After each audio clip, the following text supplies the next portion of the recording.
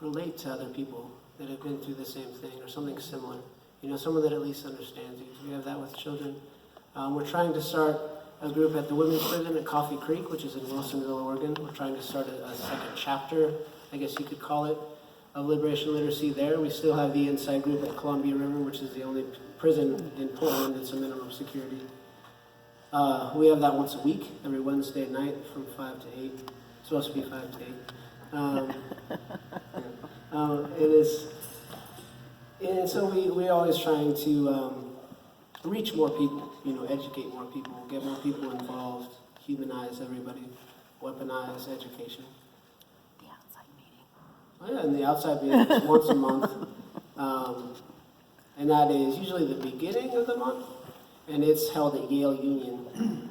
I'm not sure if you're familiar, but and we have a newsletter that we were supposed to have quarterly, so that's 4 times a year.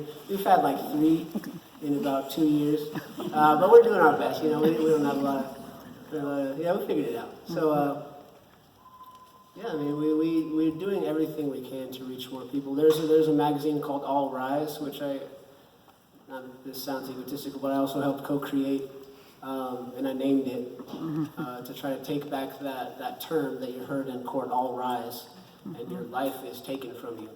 So all rise is like everyone should stand up and do something. And that is also, we're kind of partnering with them for obvious reasons, like I'm in both, but and it's humanizing prisoners through our art. So it's going to have pictures, it's going to have artwork that people drew in prison. It's everyone that is in that magazine and contributes to that magazine has done time or is doing time right now. And just things like that where just humanizing people, that's all we can do, you know, whatever. And if you're interested in our outside group, coming to like a meeting, if you're interested in coming to the inside group, then we had a long waiting list, and because we can have 15 people at a time basically because of the constraints of prison. But there's things that we have called movie nights, which are about once a month on average, where you can kind of be as a guest to come into the prison and just check out a class. And you know, things like that, where if you are interested in coming, checking something out, seeing what you can do to help. We have a website. Just look up Liberation Literacy on Google, and our newsletter is on there as well in terms of a PDF. Oh yeah, we have a benefit on February 9th. See, I appreciate people being up here. That's what I'm talking about. Like, if I didn't have that support, I'd just be like, yeah, we have an inside group, we have an outside group. That's about it. So February 9th at the Hollywood Theater, we have a benefit to raise funds, basically. For Akeem is the movie. Yes, the movie is for Akeem. That's what I was waiting for.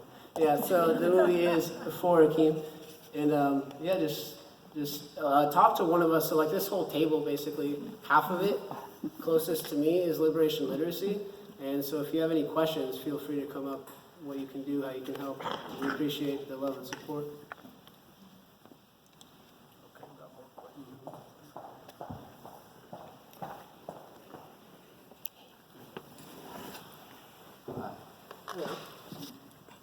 Well, I'm aware that there's quite a few programs in CRCI. Just talk about that.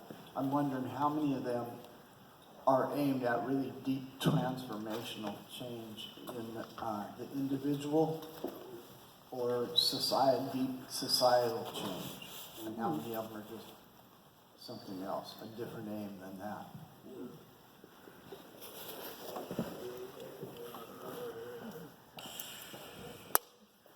Well, I don't think I have a small enough piece of paper to write that down. But I'll say this. I'll say that some of the programs in CRCI, the ones that are voluntary, are the most impactful ones. Like they make you do a lot of things that you may not want to do, and you may need it though. But like the structure of it is not extremely helpful, and it also comes with at a price if you don't do it. You know, so that's why the voluntary ones are a little more practiced and sought after for those who are trying to make a change. Liberation Literacy was one. Phoenix Rising was one, and that's a program that you run. And what else was it? It was, what was the one with Anna? What was the technical name? Insight to well-being. Inside the well-being, all good things that really like talk and engage into like who you are and how you perceive yourself in your community. Like instead of I have to raise my hand and say I'm a drug addict or I'm an alcoholic and I ain't shit. You know, like that's not what we're here for. That's not going to help me. You know, so those are just some of the things. Yeah, and for me, like there was inside out college classes. I took every single class that I could actually, even the ones that were supposed to be required. And Jarell did the same, Paul did the same quite a bit. And the inside out college classes in particular were really cool to feel human again temporarily in that environment, because the college kids did, I mean, at first they were hesitant, of course, because they're coming into a prison, coming into a male security prison, male minimum security prison. And so naturally you're going to be nervous, you're going to be a little bit, on edge. That happens to us too. Like when we go in there too, like we're not, oh, this is good, this is comfortable, lovely place. Yeah. I see the blood on the wall, and I can smell the food from here. It's great. That steel slab is where I sleep. Oh, thank you very much. I appreciate it. No, so stuff like that it's natural, but over time you start to feel like they genuinely see you as human again, and you're temporarily yourself, and able to have that. Phoenix Rising Transitions in particular focuses on the psychology of Gurdjieff and Ospensky, and just how to kind of see yourself in a way that can't really be infringed upon. Like once you get to that stage in those areas of psychology that Phoenix Rising Transitions offers, it's very hard for the prison to take you back and say, no, you're not yourself, you're not that. And so that's also been an incredible benefit to me. I was in Phoenix for over 3 years, like 3.5 years, over that actually. And that is one thing that they brought in people from the outside. For example, they bring in nurses from OHSU, and they ask what we're going through, and they're always appalled at the conditions that we face, in particular the medical care, obviously. And it's so nice to be able to have that acknowledgement, that we think this is messed up, but it's so great to hear that people on the outside think it's messed up too. That means at some point maybe things will change because people care. And Phoenix is a group that does that. They try to bring in whoever they can to slowly start that process. Like, this person's human. They have relational meetings where you have to talk about yourself, and they have to talk about their self. And the design is not two prisoners talking. No, you're talking with a person from the outside, one person from the inside. You have a conversation. You tell your side of it, you tell your opinion, you tell your story, and then you switch. And after that, they do a plenary, and you tell what you heard the other person say. You don't say what you said. And so it's that type of design where you have to listen and you have to share yourself is so deeply human to me. And it was such a benefit. The Inside Out college classes do a similar thing, not to that degree, but they still have that aspect. And there were art classes. There was arts in prison where you could go to the chapel, you could play an instrument. Granted, it was like an old guitar that didn't work very well, but it made note, you could play it. There was a keyboard, there was some drums in the back, People could sing, people could share their writing. And that was run by Johnny Stallings. He runs Open Hearts, Open Minds. That's another nonprofit. There's different groups of people that come into the prison, and all of those I just mentioned are voluntary. Like, you don't have to take those. A lot of people don't, because they don't realize what you're missing. But when you step in there and you start going a second time and a third time, and you start to realize how much you miss this, how much it means to be seen as who you are, not what they tell you are. The other classes, they say you have to be this, you have to say this. There's a lot of classes where I had to admit guilt of something I didn't do just so I could progress with the program, which doesn't even make sense, and just different things like that where it makes you see society. Like, you hear all the time about people being exonerated with DNA evidence after spending 25 years in prison, but you don't ever hear about people doing 3 years, 2 years, 5 years on a crime they didn't do, because it's not a good story. It doesn't reach as many people as they want it to, but it happens. Like, Like I met at least 10 people, and that's not a lot, but were straight up innocent, like did not commit any crime and are in prison doing years of their life. 10 people in the 5 years that I did is way too many. You know, one is too many. So those programs just are a reminder of what they're trying to take away. That's why they're so beneficial, and why I value Phoenix Rising, why I value our organization, what we try to do, because it's so necessary.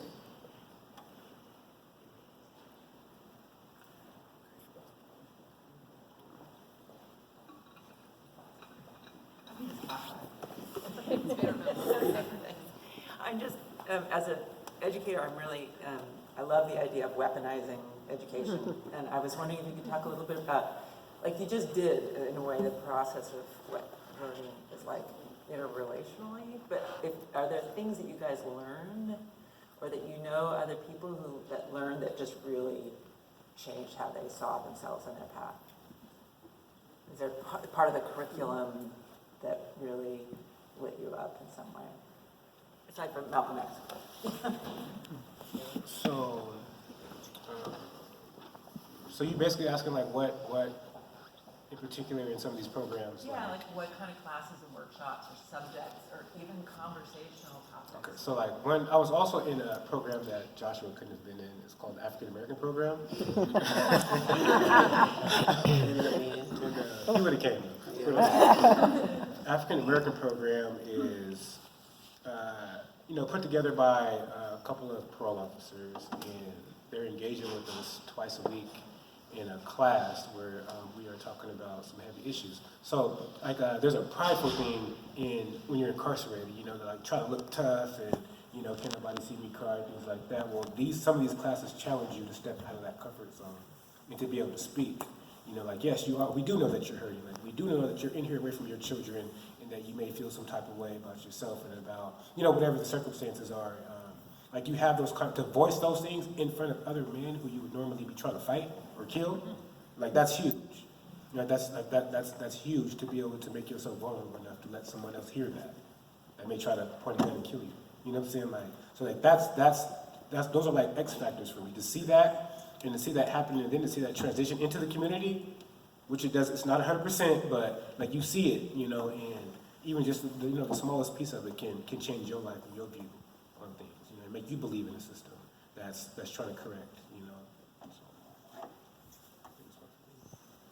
And for me, because of my situation where I was innocent, it was a strange thing to kind of see myself. I felt like a victim. And that's why I can kind of relate to that worldview. It's like I was wronged by the system, right? But over time, there were classes that kind of showed how the system is set up. For example, at my trial, when I walked into the courtroom every morning, it was a 3-day trial, they said, this is the offender and this is the victim. They tell that to the jury. So it makes sense in someone's head, like I can't blame them for convicting me. Because that's just a small example, but how the system is designed for that, and so I stopped blaming the people in the system, because that's just how it operates. It's doing what it's supposed to do. It's not messed up. It's not broken. It's doing what it's always been designed to do. This was a calculated, very methodical decision that took place that arose out of chattel slavery. And when I started learning that type of thing, how we can make money and continue to make it. And just not call it plantation. Don't call it a slave. Call it a prison. Call it an inmate. Then it's not even about I was wronged. It's about whatever I can do to make this place better. Whatever I can do to help out my fellow man. Like whatever I can do to try to make a difference in this system. That's the things that helped me, is just to take myself out of it. Say, of course, like, that makes sense. If you tell someone that over and over someone's dangerous, no one in the right mind is going to be like, oh, he's not dangerous. Not at all. Like, they're going to think, well, just to err on the side of caution, let's convict him, because I don't want that type of person in my community. That's how most people think, So when I started to go outside of that and see how it is, it was very freeing. And it allowed me to do all this work and continue going.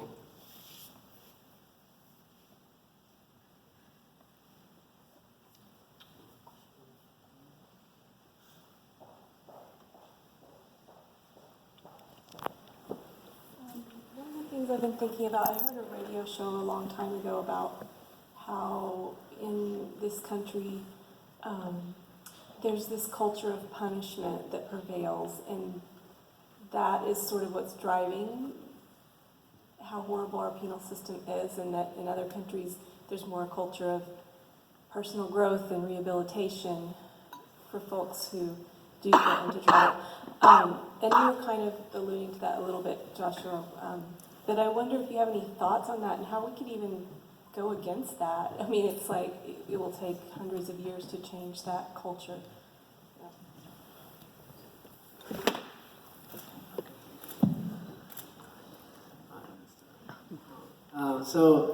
I did a lot of research on this because I am a prison abolitionist and I had to back that up. So there's like models that different countries use, and there's also models that have been used in the past. For example, there's a tribal model in Africa that says in a community, so in this country it would translate to in a small town or in a bigger area of like Portland, it would say like one of the districts of Portland, right? If someone does something in that community, commits a crime, as we would call it in this country, they take that person aside, and every single person in that town says how they've been affected. For example, if someone stole a loaf of bread, they say, I wasn't able to feed my kid. This other person says, I made that bread and I didn't make enough money off of it. This other person says, that was my friend and they were sad and they weren't able to feed it. Stuff like that, where you just go around and everyone and the person just has to sit there and listen to all of it. And no human being will sit there and listen to how they've damaged people's lives and be like, oh, it doesn't matter. Cool, I was hungry. They would be so sad that that's what they did, even though they were hungry themselves. But they'll be able to see that. And other countries like Norway, which I'm Norwegian, so that's why I always plug Norway, right? Is they have the idea, so in this country we say, you did something wrong, you need to be punished, you need to be in prison. In Norway, they say, how did we mess up as a country? What can we do in the future to prevent you from committing a crime? What can we do? Like, if you're stealing stuff, don't just give that to you. You don't need to steal it. Like, what do you need? And that's how they look at it. They like, we're at fault. Like, this is the sin. Like, something's wrong with our system, In us, it's the opposite. How could one person, it be their fault that they're hungry? Clearly, they're not being fed. You see what I'm saying? Stuff like that. And Norway has this idea where they kind of create a faux community. Their prisons resemble a small town. They just happen to have a barrier around them. Like, they have a full kitchen. Your family can stay for days at a time. They have swimming pools. They have golf courses. Because the idea is, if you can live in this faux community, there's absolutely no reason why you shouldn't go back to the real one. It's not like you need to be punished and you need to be separate and you need to be isolated and you need to be hurt and you need to be told over and over again. No, like, this is like, let's just take a little time out. Like, what do you need? How can we help you? And then bring them back in. And their maximum sentences are 21 years for like multiple murders. And that to me is a great thing. Like, that is the maximum sentence ever. The maximum sentence here is execution. Like, it's night and day. Yeah, and it'll take you, 40 years to get it. So, things like that we could be doing. It would be a slow process, but it's not impossible. It's not that hard to do, to see human beings like that, to see that this isn't about someone stealing something. It's about why did they feel the need to steal? Why did they feel the need to assault somebody? Why do they feel the need to run away from the cops? Why do they feel the need to attack a police officer? Why were they shot instead of being offered help? Things like that. And I think that we should get on with the debate, because we only have we gotta get this debate rolling. So one more question. And one more question. This is about it. One last question? You have a question?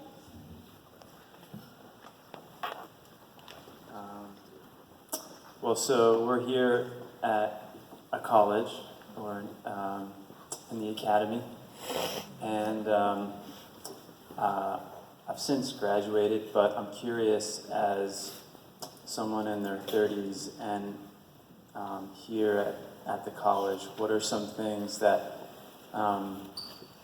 people at the age of students and folks like me can do to support these programs and the institutions that you all are working on, in addition to signing up with this thing that's going around? So there's a lot you can do. Showing up is the first part, right? But having that interest in your heart and following it is another thing. So for me personally, you can come talk to any one of my associates, in my program, and they'll get you connected to coming on the inside or one of the outside groups. We're connected with other organizations, Critical Resistance. Who else is there? Don't Shoot Portland, Aging for Black Lives. All these different programs that we're connected with, we all support each other. So you can go to one and you'll get a dose of all of them. And for me, you also have to have those conversations with other people. Be willing to call people out on stuff. If you hear, not necessarily just some random stranger, but if you over the holidays, I went home and my family started talking about stuff that has no relevance to anyone's life. Talking about how to progress in the corporate mindset, how to not see human beings as human beings, and I had to call them on them because they're family. That's I feel like that's my job, to say, why do you see human beings like that? Why are they not a part of this algorithm of you ascending in your corporate little world? And if I wasn't the black sheep already, that's going to do it. But that's kind of the point. At the end of the day, I can say at least I tried to help them see other people. And, so do whatever you can do. Call people on stuff, talk to people, get research, do your research. Read books, read Michelle Davis, The New Jim Crow. Read A People's History of the United States by Howard Zinn. Read Stamped from the Beginning by Ibram X. Kendi. Read these books that will give you facts that you can use to back everything you say up. So if people ever want to get more research, you can do the same thing. Hey, read this book. Hey, look at this paragraph. Send them stuff so that continues to go. It doesn't just stop because it's your opinion. Do whatever you can do.